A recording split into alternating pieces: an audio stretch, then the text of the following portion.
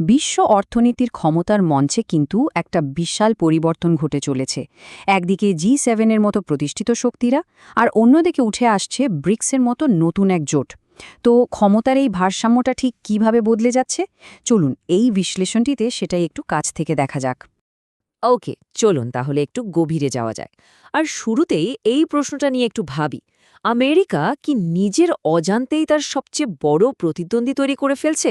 মানে ধরুন, আমেরিকার এখনকার নানা নীতি, যেমন এই যে শুল্ক যুদ্ধ বা বাণিজ্য নিয়ে নানা রকম হুমকি, এগুলো কি আসলে ব্রিক্সের মতো একটা জোটকে আরও শক্তিশালী হতে সাহায্য করছে? কিন্তু লড়াইটা শুধু ব্যবসা বাণিজ্য নিয়েই নয়, একদমই না। অনেকেই মনে করেন এর আসল উদ্দেশ্যটা আরও অনেক বড়। মার্কিন ডলারের যে একক রাজত্ব, সেটাকে ভেঙে ফেলা। দেখুন, ডলারই তো আমেরিকার সবচেয়ে বড় অর্থনৈতিক অস্ত্র, তাই না? আর ব্রিক্স জোট কিন্তু সরাসরি সেই অস্ত্রকেই চ্যালেঞ্জ ছুড়ে দিচ্ছে। তার মানে বিশ্ব অর্থনীতির মঞ্চে এখন একটা বিশাল দড়ি টানাটানির খেলা জমে উঠেছে। একদিকে আছে আমেরিকা আর তার মিত্ররা, যারা বছরের পর বছর ধরে বিশ্ব ব্যবস্থা নিয়ন্ত্রণ করে আসছে, আর ঠিক তার উল্টো দিকে আছে ব্রিক্সের মতো উদীয়মান শক্তিগুলো, যারা এই পুরো সিস্টেমটারই একটা বিকল্প তৈরি করতে চাইছে। আচ্ছা, তাহলে সবার আগে চলুন সেই পরিচিত ছবিটা একবার দেখি, যেটা আমরা সবাই জানি বা শুনে থাকি, মানে অর্থনীতির যে অফিসিয়াল স্কোর কার্ড, সেটা কি বলছে। বিভিন্ন আন্তর্জাতিক সংস্থার হিসাব অনুযায়ী ২০২৫ সাল নাগাদ সারা বিশ্বের নমিনাল জিডিপি গিয়ে দাঁড়াবে প্রায় ১১৩.৮ ট্রিলিয়ন ডলারে। এটাই হলো সেই অফিসিয়াল সংখ্যাটা, যা আমরা সাধারণত খবরের কাগজে বা টিভিতে দেখতে পাই। এখন এই নমিনাল জিডিপির হিসেবে যদি আমরা দেখি, তাহলে আমেরিকা প্রায় ৩০ থেকে ৩১ ট্রিলিয়ন ডলার নিয়ে একদম শীর্ষে।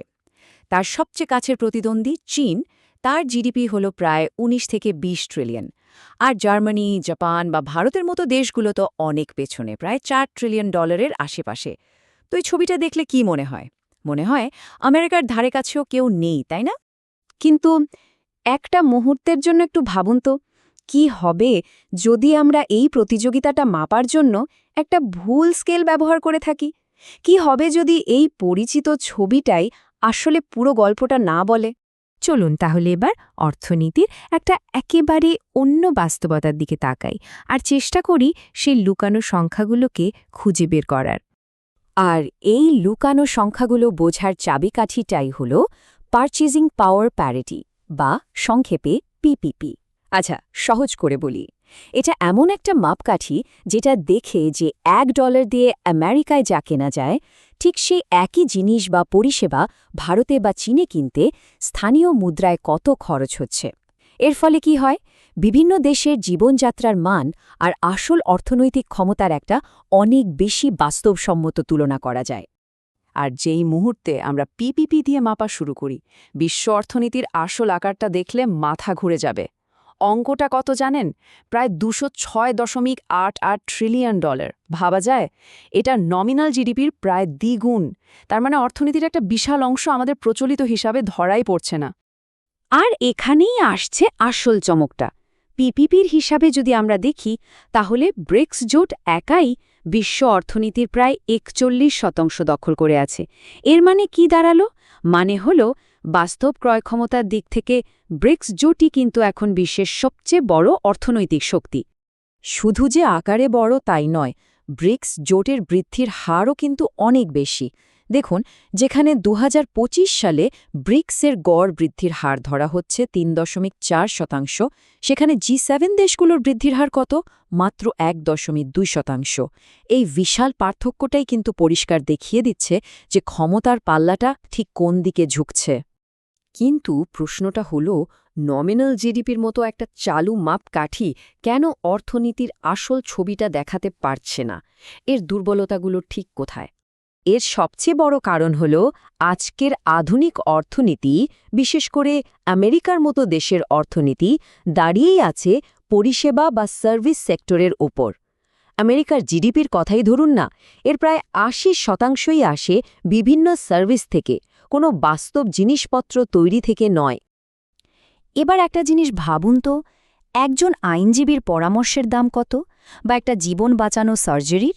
অথবা আমরা যে রোজ বিনামূল্যে গুগল সার্চ ব্যবহার করি সেটার অর্থনৈতিক মূল্য কিভাবে ঠিক করা সম্ভব? প্রচলিত জিডিপি ব্যবস্থা কিন্তু এই ধরনের অমূল্য পরিষেবাগুলোর সঠিক দামটা ধরতেই পারে না। অর্থনীতির ভাষায় এটাকে বলা হয় কনজিউমার সারপ্লাস। মানেটা খুব সোজা। আমরা কোনো একটা জিনিস বা সার্ভিসের জন্য যে টাকা দিই তার থেকে যে সুবিধাটা পাই সেটার আসল মূল্য অনেক বেশি। আজকের যে ডিজিটাল দুনিয়া তার একটা বিশাল অংশ কিন্তু এই না মাপা মূল্যের ওপরই দাঁড়িয়ে আছে, যা জিডিপির হিসাবে কখনোই আসে না। তাহলে মূল সমস্যাটা ঠিক কোথায়? ১ নম্বর, পরিষেবাগুলোর দাম সবসময় কম করে দেখানো হয়। ২ নম্বর, ফ্রি ডিজিটাল জিনিসপত্রগুলো অনেক মূল্য তৈরি করলেও জিডিপিতে সেটা যোগই হয় না। আর ৩ নম্বর, এর একটা জ্বলজ্বন্ত উদাহরণ হল ভারত। ডিজিটাল সার্ভিসে ভারত এত এগিয়ে, অথচ সরকারি পরিসংখ্যানে ওদের সার্ভিস সেক্টরকে অবিশ্বাস্যভাবে পাকিস্তানের থেকেও ছোট দেখানো হয়েছে। এটা থেকেই তো বোঝা যায় যে এই মাপার পদ্ধতিতে কত বড় গলদ আছে। অর্থনীতির এই যে লুকানো বাস্তব আর প্রচলিত মাপকাঠির এই যে দুর্বলতা, এই দুটো জিনিস মিলেই কিন্তু এখন ভূ-রাজনীতির নতুন ইঞ্জিন হয়ে উঠেছে। আর এটাই ব্রিক্স জোটকে একটা বিকল্প ব্যবস্থা তৈরির দিকে ঠেলে দিচ্ছে। তার মানে আসল কথাটা হলো পিপিপি দিয়ে মাপা এই অমছং অর্থনৈতিক শক্তিটাই ব্রিক্স দেশগুলোকে সাহস যোগাচ্ছে। তারা এখন ডলার কেন্দ্রিক বিশ্ব ব্যবস্থার একটা নতুন বিকল্প তৈরির কথা ভাবছে, কারণ তারা বুঝতে পারছে যে কাগজে কলমে যা দেখানো হয় তার চেয়ে তাদের আসল অর্থনৈতিক ক্ষমতা অনেক অনেক বেশি। তো তারা বাস্তবে কি করার কথা ভাবছে? যেমন ডলারকে চ্যালেঞ্জ করার জন্য একটা নতুন ব্রিক্স কারেন্সি, বা নিজেদের সুরক্ষার জন্য ন্যাটোর মতো একটা সামরিক জোট, কিংবা বিশ্ব বাণিজ্য সংস্থা বা ডব্লিউটিওর একটা বিকল্প। এই সবগুলো সম্ভাবনাই কিন্তু এখন আলোচনার টেবিলে। সব মিলিয়ে বিশ্বের অর্থনৈতিক মানচিত্রটা কিন্তু নতুন করে আঁকা হচ্ছে। ক্ষমতার কেন্দ্রবিন্দু ধীরে ধীরে সরে যাচ্ছে। এখন সবচেয়ে বড় প্রশ্ন এটাই, আগামী প্রজন্মের জন্য এই নতুন বিশ্বের নিয়মকানুনগুলো কারা লিখবে? G7 নাকি ব্রিক্স? উত্তরটা হয়তো এখনই আমাদের জানা নেই, কিন্তু এই বিশাল পরিবর্তন যে ঘটছে সেটা নিয়ে কোনো সন্দেহ নেই।